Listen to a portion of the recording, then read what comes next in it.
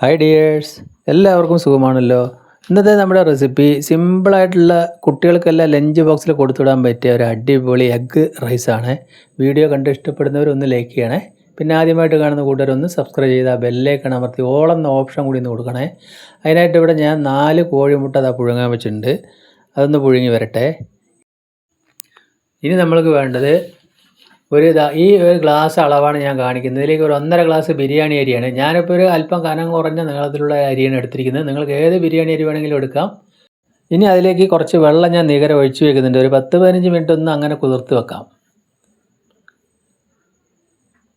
അതവിടെ ഇരിക്കട്ടെ. ഇനി നമ്മൾക്ക് വേണ്ടത് ഒരു 15 മിനിറ്റ് കഴിഞ്ഞതിന് ശേഷം ഒരു കടായി അടുപ്പത്തിലേക്ക് വെച്ചു.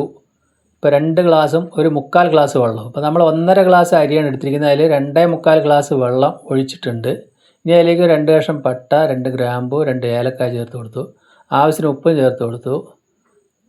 ഇനി ഒന്ന് ചൂടായി വരുന്ന സമയത്ത് ഒരു അല്പം കുരുമുളക് പൊടി ചേർത്ത് കൊടുത്തിട്ടുണ്ട്. അപ്പോൾ ഉപ്പും എരിവൊക്കെ ഒന്ന് പിടിക്കുമ്പോൾ റൈസിന് നല്ല ടേസ്റ്റ് ആയിരിക്കും കഴിക്കാൻ. ഇനി അതിലേക്ക് ഒരു കഷ്ണം ക്യാരറ്റ് ഇതേപോലെ കട്ട് ചെയ്ത് ഒരു ഭംഗിക്ക് വേണ്ടി ഇട്ട് കൊടുത്തിട്ടുണ്ട്. ഭംഗി ഉണ്ടാവും, ടേസ്റ്റും ഉണ്ടാവും. വെള്ളം തിളച്ച് വരുന്ന സമയത്ത് അരി കഴുകിയിട്ട് അതിലേക്ക് ചേർത്ത് കൊടുക്കുക. അപ്പോൾ ഒരല്പം നേരം നമ്മൾ വെള്ളത്തിലിട്ട് വെച്ച് കഴിഞ്ഞാൽ ഒന്ന് ചെറുതായിട്ടൊന്ന് കുതിർന്ന് കിട്ടും. അപ്പോൾ പെട്ടെന്ന് വേവും കിട്ടും, നല്ല കഴിക്കാൻ രസം ഉണ്ടാവും കുട്ടികൾക്കൊക്കെ. അരി ഇട്ട് കൊടുത്തിട്ട് നമ്മളതൊന്ന് നല്ലപോലെ ഒന്ന് തിളപ്പിച്ചെടുക്കുക. ഇപ്പോൾ ഞാൻ അതിൻ്റെ ഉപ്പൊക്കെ നോക്കിയപ്പോൾ ഒരല്പം മാത്രം കുറവുണ്ട്. അല്പം മാത്രം ഉപ്പ് ഞാൻ ഇപ്പോൾ ചേർത്ത് കൊടുത്തു.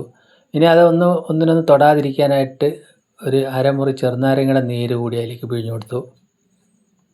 ഇപ്പോൾ നല്ലപോലെ തിളച്ച് വരുന്ന സമയത്ത് ഞാൻ അതിലേക്ക് വെളിച്ചെണ്ണയാണ് ചേർത്ത് കൊടുത്തിരിക്കുന്നത്. ഏകദേശം ഒരു 1.5 സ്പൂൺ വെളിച്ചെണ്ണ ഉണ്ടാവും, ടേബിൾ സ്പൂൺ വെളിച്ചെണ്ണ. അപ്പോൾ നമ്മൾ അധികം ഓയിലൊന്നും നമ്മളിത് ചേർക്കാതെ തന്നെ നമ്മളിത് ഉണ്ടാക്കാം. എന്നിട്ട് നല്ലപോലെ ഒന്ന് വറ്റിച്ചെടുക്കുക. വെള്ളമൊക്കെ ഏകദേശം വറ്റി വരാറായിട്ടുണ്ട്. അപ്പോൾ നമ്മൾ വേവ് പോരാകിയിട്ട് ഒരു 2 സ്പൂൺ ചൂടുവെള്ളം കൂടി ഇപ്പോൾ ചേർത്ത് കൊടുത്തിട്ടുണ്ട്. ഇനി അത് നമ്മളൊന്ന് ഫ്ലെയിം കുറച്ച് നല്ലപോലെ ഒന്ന് വറ്റിച്ചെടുക്കണം. ശരിക്കും അത് വറ്റിച്ചെടുക്കണം. ഫ്ലെയിം കുറച്ച് കണ്ടില്ല, കുറേശ്ശെ വെള്ളം കൂടി വറ്റി വരാനുണ്ട്. ഇപ്പോൾ എല്ലാ ഭാഗവും അത് ശരിക്കും ഒന്ന് വറ്റി വന്നിട്ടുണ്ട്, കണ്ടില്ലേ?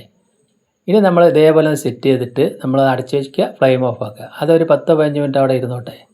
ഇനി നമ്മൾ കോഴിമുട്ട തോലുള്ള ഇതേപോലെയാണ് കട്ട് ചെയ്തെടുത്തിരിക്കുന്നത്.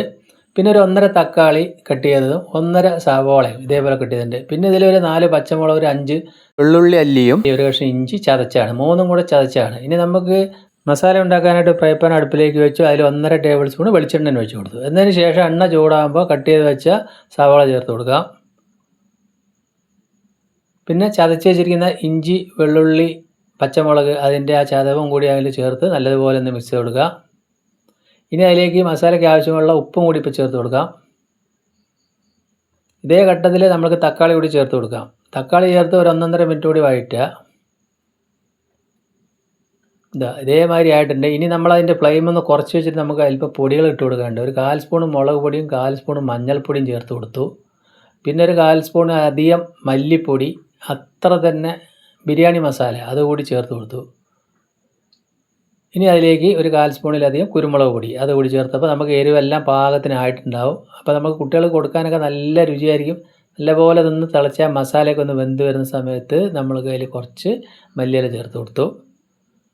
അപ്പോൾ ഞാൻ അതിൻ്റെ ഉപ്പൊക്കെ ഒന്ന് നോക്കുന്നുണ്ട്. ഇനി അതിലേക്ക് നമ്മൾ ചേർത്ത് കൊടുക്കുന്നത് ഒരു 1.5 ടേബിൾ സ്പൂൺ തൈരാണ്. തൈര് കൂടി ചേർക്കുമ്പോൾ മസാലയ്ക്ക് നല്ലൊരു രുചിയും നല്ലൊരു തിക്നെസ്സൊക്കെ വരും.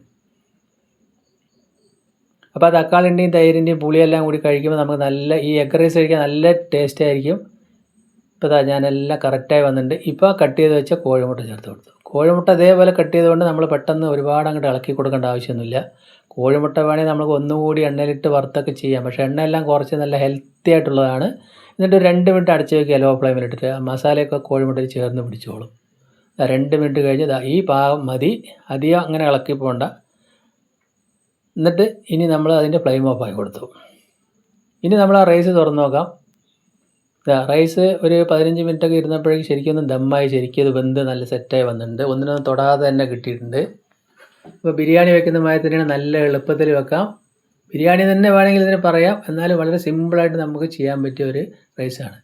റൈസ് ഇളക്കിയതിന് ശേഷം നമ്മൾ ഇതേപോലെ ഉരുളി ഏതെങ്കിലും എടുക്കുക, വട്ടമുള്ളൊരു പാത്രം എടുത്തിട്ട് ആ റൈസ് അതിലേക്ക് തട്ടി കൊടുക്കുക. ഇനി നമ്മൾ തീയൊന്നും കത്തിക്കേണ്ട ആവശ്യമില്ല. ഇനി അതിലേക്ക് നമ്മളൊരു ടേബിൾ സ്പൂൺ നെയ്യ് കൂടി ഒന്ന് ചേർത്ത് കൊടുത്ത് നല്ലൊരു മണത്തിന്. എന്നിട്ട് ആ മസാല ഉണ്ടാക്കിയ അത് അതിലേക്ക് ചേർത്തിട്ട് നല്ലതുപോലെ ഒന്ന് പതുക്കെ മിക്സ് ചെയ്ത് കൊടുത്താൽ മാത്രം മതി. അപ്പോൾ നമ്മുടെ അടിപൊളി എഗ് റൈസ് ഇവിടെ റെഡി ആയിട്ടുണ്ട്. കുട്ടികൾക്കായാലും വലിയവർക്കായാലും എല്ലാവർക്കും ഇത് കഴിക്കാൻ പറ്റും. എത്ര പ്രായമുള്ളവർക്കും കഴിക്കാൻ പറ്റും. ഇതിലധികം ഓയിലൊന്നും അങ്ങനെ നമ്മൾ ചേർത്തിട്ടൊന്നുമില്ല. നല്ലതുപോലെ ഇതേപോലെ ഒന്ന് പതിയെ ഒന്ന് മിക്സ് ചെയ്ത് കൊടുത്താൽ മതി. എന്നിട്ട് ഇതേപോലെ നിങ്ങൾ സെറ്റാക്കി അവിടെ വെക്കുക. കുറച്ച് മല്ലിയില കട്ട് ചെയ്ത് കൂടി അതിൻ്റെ മേലെ തൂക്കി കൊടുത്തു. എന്നിട്ട് ഞാനതൊന്ന് അടച്ച് വെക്കുന്നതിന് ഒരു 10 മിനിറ്റോടെ ഒന്ന് അടച്ച് അവിടെ ഇരിക്കട്ടെ. എന്നതിന് ശേഷം നമുക്ക് തുറന്നിട്ട് സെർവ് ചെയ്യാം. അപ്പോൾ നമ്മുടെ അടിപൊളി എഗ് റൈസ് ഇവിടെ റെഡിയായി വന്നിട്ടുണ്ട്. ഇത്രയേ ഉള്ളൂ.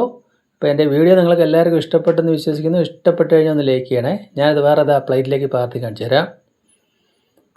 അപ്പോൾ ആദ്യമായിട്ട് കാണുന്ന കൂട്ടുകാരൊന്ന് സബ്സ്ക്രൈബ് ചെയ്യണേ. അപ്പോൾ ഈ എഗ് റൈസിൻ്റെ കൂടെ നല്ലൊരു തൈരിൻ്റെ സാലഡും കൂടി ആയപ്പോൾ നല്ല അടിപൊളിയായില്ലേ. അപ്പോൾ എന്തായാലും നിങ്ങൾ ഇതേപോലെ ഒന്ന് ട്രൈ ചെയ്ത് നോക്കുക. കുട്ടികളൊക്കെ ഇഷ്ടപ്പെട്ട് കഴിച്ചോളും. വീണ്ടും നല്ലൊരു വീഡിയോ ആയിട്ട് കാണാം. താങ്ക്